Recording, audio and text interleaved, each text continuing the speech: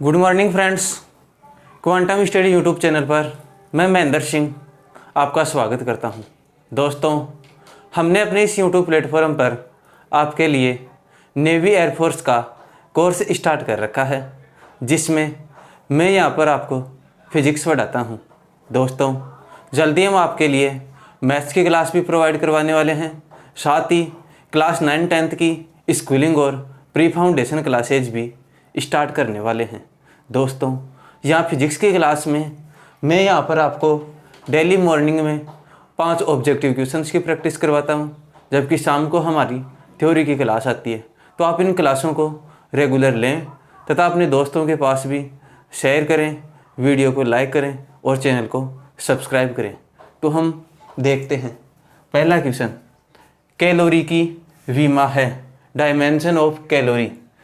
4 option आपके पास दिए हुए हैं, आपको इनमें से बताना है कि कैलोरी की डायमेंशन इनमें से कौन सी है। डायमेंशन किसी भी फिजिकल क्वांटिटी को फंडामेंटल फिजिकल क्वांटिटीज की पावर्स के रूप में रिप्रेजेंट करना। फंडामेंटल फिजिकल क्वांटिटी 7 होती हैं: mass, length, time, electric current, temperature, luminous intensity और अमाउंट ऑफ सब्सटेंस। तो आपको बताना है कैलोरी की विमा मास, लेंथ और टाइम की फॉर्म में। कैलोरी मात्रक किसका होता है? ऊर्जा का, एनर्जी का। एनर्जी का एक मात्रक हमने देखा था, ऐसा ही मात्रक जूल होता है। इसके अलावा इसका सीजीएस मात्रक अर्ग होता है। इसका एक सीजीएस मात्रक क्या होता है? अर्ग। ऐसा ही मात्रक जूल, एक सीजीएस मात्रक अर्ग। इसके अलावा हम इसको केजी इंटू मीटर स्क्वायर पर सेकेंड स्क्वायर भी लिख सकते हैं, ग्राम इंटू सेंटीमीटर स्क्वायर पर सेकेंड स्क्वायर भी लिख सकते हैं, कार्य या ऊर्जा बल इंटू विस्थापन। एनर्जी का ही एक मात्रक होता है कैलोरी। पानी का टेम्परेचर 1 डिग्री सेंटीग्रेड बढ़ाने के लिए जितनी ऊर्जा की आवश्यकता होती है, उस ऊर्जा को ही हम 1 कैलोरी कहते हैं। 1 कैलोरी है वो 4.2 जूल के बराबर होता है। पानी का टेम्परेचर 1 डिग्री सेंटीग्रेड बढ़ाने के लिए जितनी ऊर्जा की आवश्यकता होती है, जितनी एनर्जी की आवश्यकता होती है, वही कितनी होती है? 1 कैलोरी। अब ये एनर्जी की विमा है, यानी कि जो एनर्जी का मात्रक है उससे इसकी डायमेंशन निकलेगी। कैलोरी एनर्जी का ही मात्रक है, तो इसकी डायमेंशन लिखें। डायमेंशन किसकी फॉर्म में लिखी जाएगी? मास, लेंथ, टाइम। ये है इसका मात्रक। इसमें मास कितनी बार है? मास की यूनिट है केजी। कितनी बार है? 1 बार, तो m1। लेंथ की यूनिट मीटर। कितनी बार है? 2 बार, मीटर का स्क्वायर है, तो लेंथ की पावर 2। और टाइम की unit second.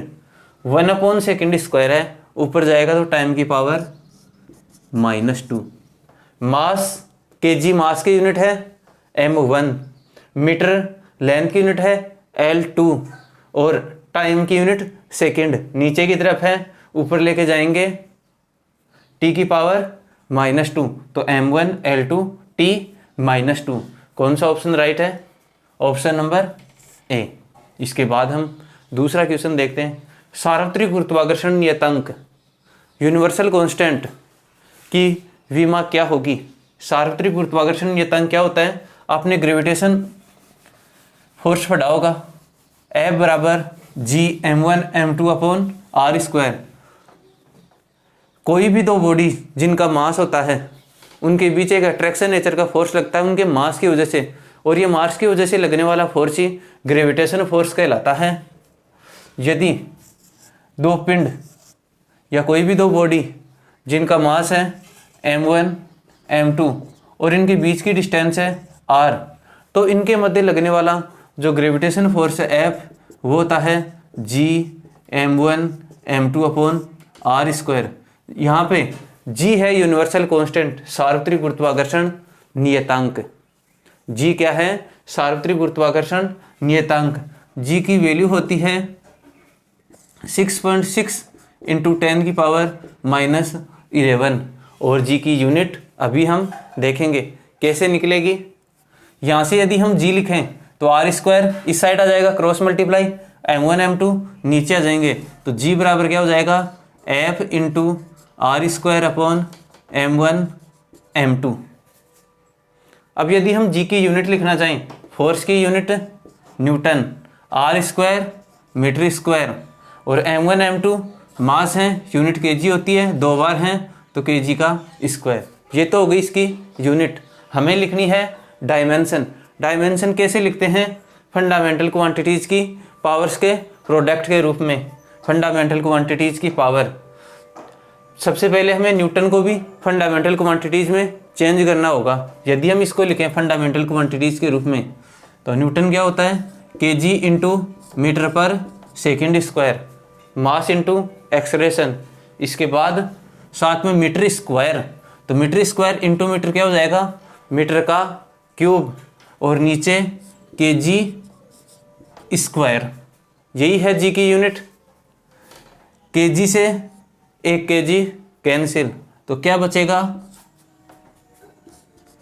KG metre cube पर सेकेंड स्क्वायर।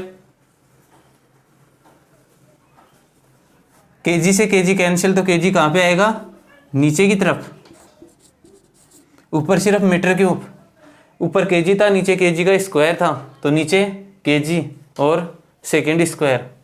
यदि हम डायमेंशन लिखें मास लेंथ और टाइम, मास की यूनिट केजी लेकिन कहाँ पे है नीचे की तरफ, तो m की पावर -1 ऊपर लेके जाएंगे, तो लेंथ की यूनिट मीटर, मीटर का क्यूब है तो l की पावर 3 और टाइम की यूनिट सेकेंड, नीचे है सेकेंड का स्क्वायर तो t की पावर -2, m-1 l3 t -2। कौन से ऑप्शन में है? पहला m-2 l2 t -2, दूसरा m-1 l3 t -2, दूसरा ऑप्शन राइट हो जाएगा। इसके बाद हम क्वेश्चन नंबर 3 देखते हैं। दाब प्रवणता की विमा है प्रेशर ग्रेडियंट।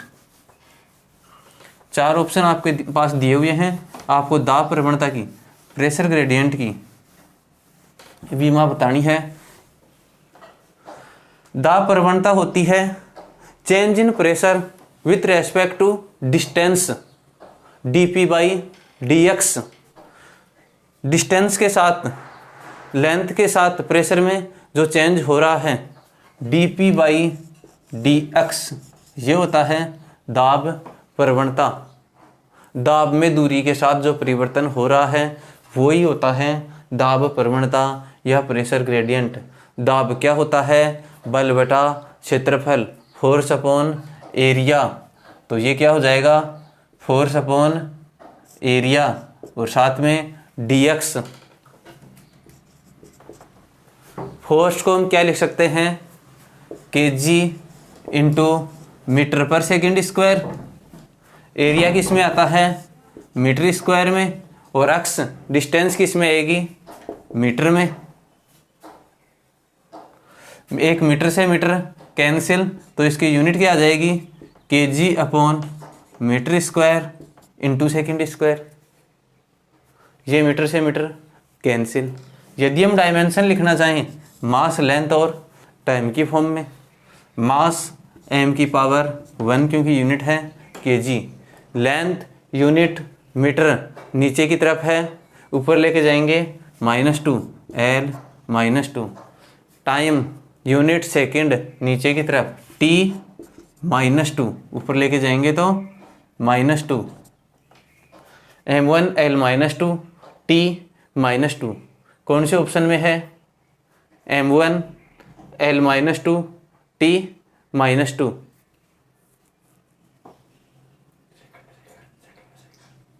तो यहाँ पर आप -2 कर लो क्योंकि इनमें से चारों में से कोई सा ही ऑप्शन मैच नहीं हो रहा है। हम यहाँ पे -2 कर लेंगे तो हमारा ऑप्शन बी राइट हो जाएगा, m1 l -2 t -2।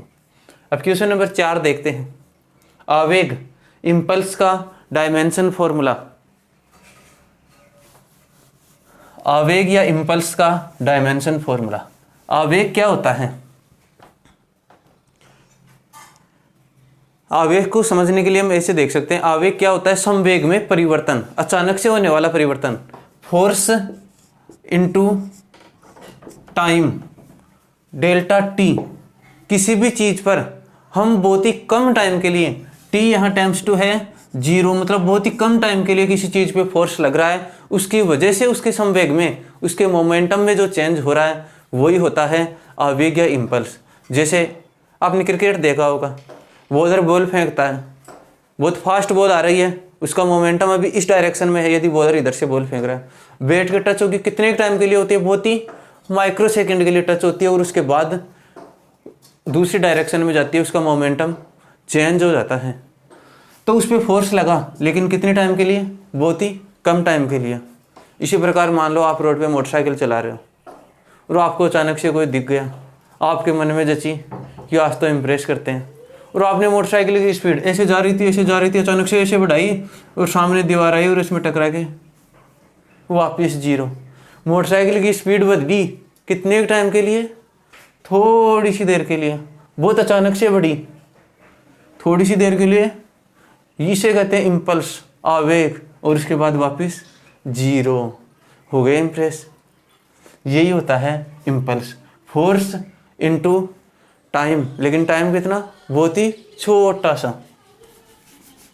उसकी वजह से जो मोमेंटम में चेंज हो रहा है, हम इसको डेल्टा पी भी लिख सकते हैं और इसको फोर्स इनटू डेल्टा टी भी लिख सकते हैं। डेल्टा टी इसलिए लिखा है हमने क्योंकि टाइम बहुत ही छोटा सा है। इम्पल्स का मतलब ही होता है बहुत ही छोटे से टाइम के लिए। तो हम इसकी सबसे पहले इसका फॉर्मूला देख लेते हैं। फोर्स क्या होता है? के जी इंटू मीटर पर सेकेंड स्क्वायर, और डेल्टा टी टाइम, टाइम की यूनिट सेकेंड, तो यूनिट क्या आ जाएगी?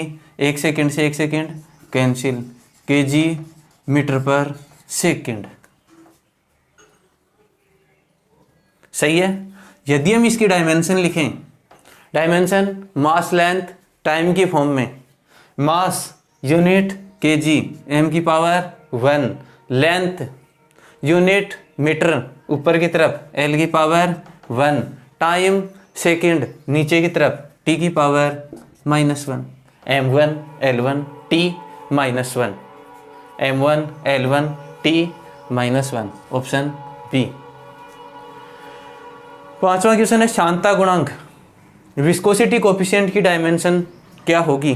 4 ऑप्शन आपके पास दिए हुए हैं, आपको शांता गुणांक विस्कोसिटी कोफिशिएंट की डायमेंशन इनमें से बतानी है। विस्कोसिटी कोफिशिएंट सबसे पहले हम देख लेते हैं विस्कोसिटी फोर्स, शांता बल की का फॉर्मूला क्या होता है? शांता बल का फॉर्मूला होता है F = नीटा ए dV/dx। शांता बल, विस्कोसिटी क्या होती है? विस्कोसिटी क्या होती है? जो तरल होते हैं, तरल क्या होते हैं? जिनमें बहने का गुण पाया जाता है, जैसे द्रव और गैस, लिक्विड एंड गैसेज। इनमें क्या होता है? इनके अणुओं के मध्य, जैसे पानी में हम मान लो ऊपर की तरफ पानी को ऐसे मार रहे हैं, तो क्या होगा? ये ऊपर वाला पानी आगे की तरफ फ्लो होगा, जबकि नीचे वाला क्या करेगा? इसको रोकने की कोशिश करेगा कि नहीं, मैं तो रेस्ट में रहूँगा, मैं तो नहीं जाऊँगा, चोट तो तेरी लगी है, तू ही जा आगे। इस पानी को हम जैसे ही ऊपर वाले को मारेंगे, ये आगे की तरफ जाने की कोशिश करेगा, लेकिन नीचे वाला इसको नहीं जाने देगा, वो रोकने की कोशिश करेगा कि मैं तो नहीं जाऊँगा, तू मेरे से जुड़ा हुआ है तो तू भी यहीं पर है। ये नीचे वाली परतें इनको रोकने की कोशिश करती हैं, इनके फ्लो का, इनके बहने का विरोध करती हैं। तो द्रवों में और गैसों में ये जो परतें हैं एक दूसरे का विरोध करती हैं, एक दूसरे के बहने का विरोध करती हैं। द्रवों और गैसों का ये गुण ही शांता कहलाता है। ये एक प्रतिरोध है, बहने का विरोध कर रहा है। शांता बल होता है F = नीटा ए dV/dx। F है फोर्स, A है एरिया, dV है वो वेलोसिटी, और dx है डिस्टेंस। dV/dx होता है वेलोसिटी ग्रेडियंट। इस वेलोसिटी में इस डिस्टेंस के साथ जो परिवर्तन हो रहा है वही है वेलोसिटी ग्रेडियंट या वेग प्रवणता, यहाँ वाले पार्टिकल्स की वेलोसिटी ज़्यादा है, नीचे कम होती जा रही है। इस डिस्टेंस के साथ वेलोसिटी में जो चेंज हो रहा है वही होता है वेलोसिटी ग्रेडियंट। अब हम नीटा है यहाँ पे विस्कोसिटी कोफिशिएंट, शांता गुणांक, और हमें नीटा की डायमेंशन बतानी है। सबसे पहले हम यहाँ से देख लेते हैं नीटा क्या होगा। नीटा यदि हम लिखना चाहें, एफ के नीचे आ जाएगा ए, क्रॉस मल्टीप्लाई करेंगे डीवी भी आ जाएगा नीचे की तरफ और डीएक्स चला जाएगा ऊपर की तरफ। सही है, क्रॉस मल्टीप्लाई करेंगे ऊपर वाले टर्म आ जाएंगी एफ के नीचे ए और डीवी, और डीएक्स नीचे वाला है वो ऊपर आ जाएगा। यदि हम इसकी फॉर्मूला लिखें, एफ फोर्स है केजी इंटू मीटर पर सेकेंड स्क्वायर, ए एरिया है मीटर स्क्वायर, डीएक्स डिस्टेंस है मीटर में, और डीवी वेलोसिटी है मीटर पर सेकंड में। जो कैंसिल हो रहे हैं उनको कैंसिल कर देते हैं। 2 मीटर से मीटर स्क्वायर कैंसिल, सेकंड से सेकंड, स्क्वायर में से 1 सेकंड कैंसिल, तो क्या बचेगी यूनिट, केजी बचेगा। ऊपर और कुछ नहीं बचा, नीचे 1 मीटर बचा और 1 सेकंड बचा। तो विस्कोसिटी कोफिशिएंट का formula KG upon metre into second. यदि इसकी डायमेंशन की बात करें, मास, लेंथ और टाइम, m1 क्योंकि मास केजी 1 बार, l मीटर नीचे की तरफ है तो l-1, t time unit second नीचे की तरफ है तो t-1, m1 l-1 t-1, option A right हो जाएगा। इस प्रकार हमने 5 ऑब्जेक्टिव क्वेश्चंस की प्रैक्टिस की। डेली हम इसी प्रकार 5 ऑब्जेक्टिव क्वेश्चंस की प्रैक्टिस करेंगे। आपको हमारा वीडियो कैसा लगा कमेंट बॉक्स में बताएं। आपके कोई सुझाव हों वो भी हमें कमेंट बॉक्स में बताएं। धन्यवाद।